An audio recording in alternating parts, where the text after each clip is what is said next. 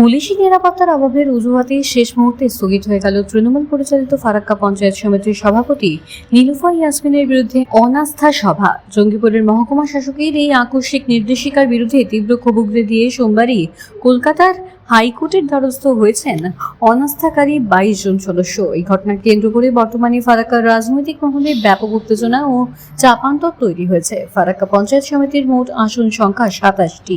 বিগত পঞ্চায়েত নির্বাচনে তৃণমূল 17টি, কংগ্রেস 6টি, বিজেপি 2টি ও সিপিআইএম 2টি আসনে জয়লাভ করেছিল। পরবর্তীতে সমীকরণ বদলে যায় এবং তৃণমূলের 9 জন, কংগ্রেসের 5 জন ও সিপিআইএম এর 2 জন সদস্য মিলিয়ে মোট 16 জন সদস্য একজোট হয়ে জঙ্গিপুরের মহকুমা শাসকের কাছে বর্তমান সভাপতি নীলুফা ইয়াসমিনের বিরুদ্ধে অনাস্থা প্রস্তাব জমা দেন।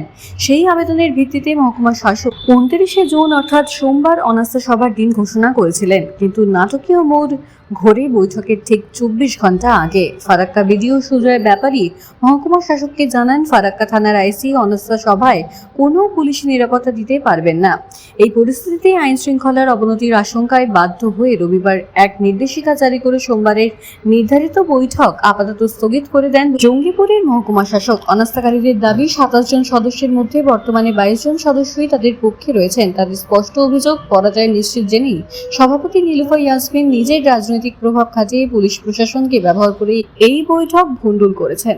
প্রশাসনের এই পক্ষপাতমূলক ও একতরফা নির্দেশিকার প্রতিবাদে এবং গণতান্ত্রিক অধিকার রক্ষার তাগিদে ফারাক্কা পঞ্চায়েত সমিতির ওই 22 জন সদস্য সোমবারই কলকাতা হাইকোর্টের দ্বারস্থ হয়েছেন।